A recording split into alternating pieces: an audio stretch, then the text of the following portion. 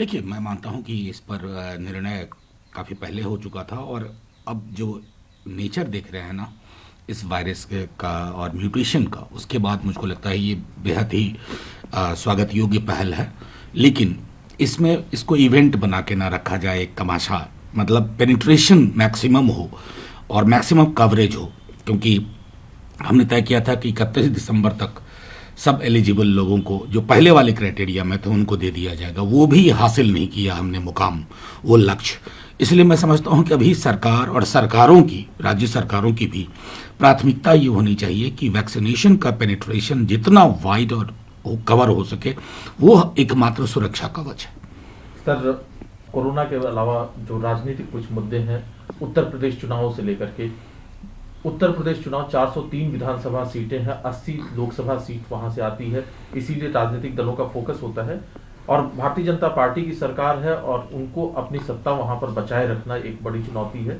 Bharatiya Janata party जो घोषणा पत्र तैयार करती है उसमें अलग अलग समाज के अलग अलग वर्ग के लोगों से राय लेने की प्रक्रिया अब शुरू की जा रही है और उनकी राय के तहत घोषणा पत्र तैयार होगा।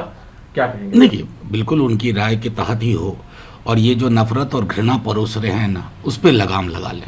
चुनाव कोई भी जीते, अरे चुनाव तो चुनाव है, लेकिन घृणा का बाजार, उसकी नुमाइश, नफरत की नुमाइश लगा करके अगर आप चुनाव जीत भी लेते हैं ना, तो आप हार गए, लोकतंत्र हार गया।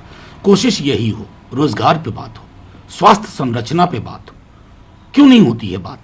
मैं जितनी खबर देख रहा हूं उत्तर प्रदेश से आ रही है, उनमें कोई किसी भी खबर का डायरेक्शन या फोकस ये नहीं है। ये सामूहिक चिंता का सबब होना चाहिए सबके लिए।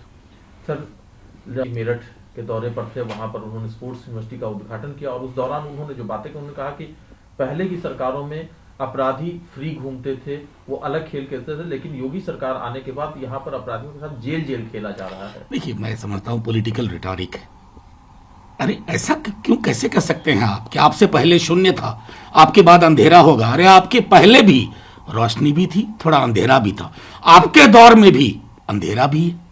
इससे इनकार कैसे कर सकते हैं? और हाँ, आपकी ये बात टेनी साहब तक पहुंची कि नहीं? नहीं पहुंची होगी, क्योंकि डॉग विसिल पॉलिटिक्स का यही एक उसकी एक खास चीज हुआ करती है कि विसिल किसके लिए बजाया जाए और कहां बजाया जाए। सर, उत्तर प्रदेश के साथ साथ पंजाब में भी चुनाव होने हैं और चूंकि सरहदी सूबा है तो वहां पर भी फोकस है और वहां पर आम आदमी पार्टी भी जोर लगा रही है और कांग्रेस के पास वहां पर सत्ता बचाने की चुनौती है। और इस बीच में जो राजनीतिक बयानबाजी हो रही है उसमें जो शब्दों का चयन है, मुख्यमंत्री चन्नी वहां पर आम आदमी पार्टी के नेता के लिए काले अंग्रेज शब्द इस्तेमाल करते हैं, तो उधर से भी जो है जोकर और तमाम इस तरह के शब्दों। ये नहीं, मैं एक बात देखिए, बिना किसी लाग लपेट के मैं ये कह सकता हूँ, बीते 8-9 वर्षों में हमारी पॉलिटिकल वोकैबुलरी कलुषित हो गई है, जहर ज्यादा आ गया है उसमें, लोग जहरीले शब्दों का प्रयोग करते हैं। अरे आप प्रतिस्पर्धी हैं, आप दुश्मन नहीं हैं।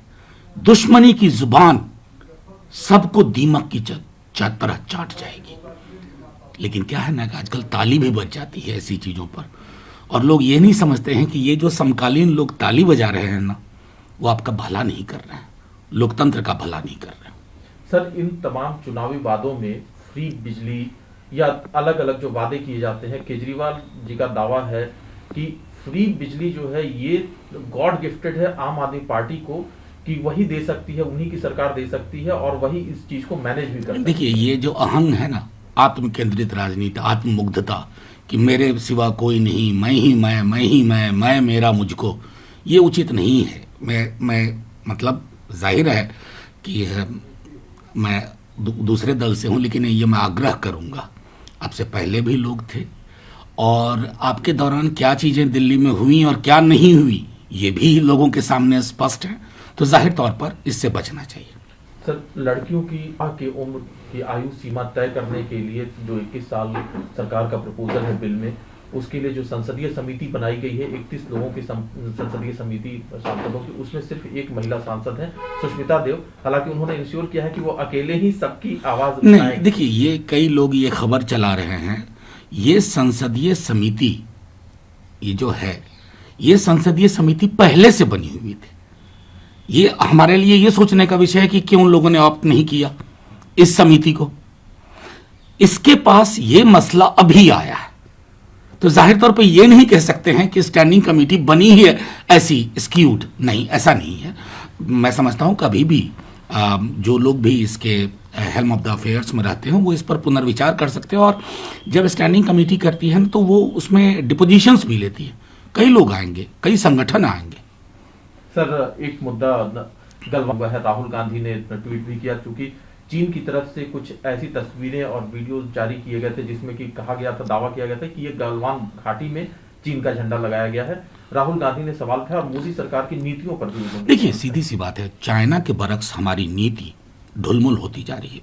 मुझे कहने में कोई संकोच नहीं कि ये वही देश था कि 62 में हम युद्ध के मध्य संसद में खुल करके चर्चा हुई थी, आज पर्दादारी होती है। अरुणाचल प्रदेश में कई इलाकों के नाम बदल दिए और हमारे लोग कहाँ लगे हुए हैं? फैजाबाद अयोध्या, मुगल सराय दीनदयाल उपाध्याय, सड़कों के नाम। अरे आप देखिए तो चुनौती कितनी बड़ी, और उस चुनौती के बरक्स वो लाल आंखें किसानों के लिए दिखी थी, मुझे सरहद पे नहीं दिख रही है। एक आखिरी सवाल सर, क्योंकि सोशल मीडिया का जमाना है और जिस भाई के जरिए जो है मुस्लिम महिलाओं की तस्वीरें और जिस तरह से उनको ये कहा गया कि बेचने के लिए है, ये तमाम चीजें, हालांकि आईटी मिनिस्ट्री ने जो कार्रवाई की है उसमें ब्लॉक किया गया है गिटहब और बुलीबाई जैसी चीजों को, लेकिन इस तरह की चीजें पहले भी हुई हैं, आपका क्या कहना है? मैं सीधे कहूं कि क्या कोई बता सकता है 2014 से पहले भी ये हुआ था क्या? नहीं, मुझे तो स्मरण नहीं है। मैं संसद में नहीं था, राजनीति में भी नहीं था, लेकिन मैंने कभी ये नहीं देखा। कुछ तो बदल गया है इस देश में, और ये क्या हो रहा है? आप जिस तरह से टारगेट कर रहे हैं, ये हमारे समाज में जो नफरत की दीवार, कटीली दीवार खड़ी हो गई, उसका परिलक्षण है। जब तक वो दीवारें नहीं तोड़ेंगे, सियासत का पूरा तौर तरीका और सलीका नहीं बदलेंगे, तब तक बहुत मुश्किल है। मुझे तो अंधा कुआं ही दिख रहा।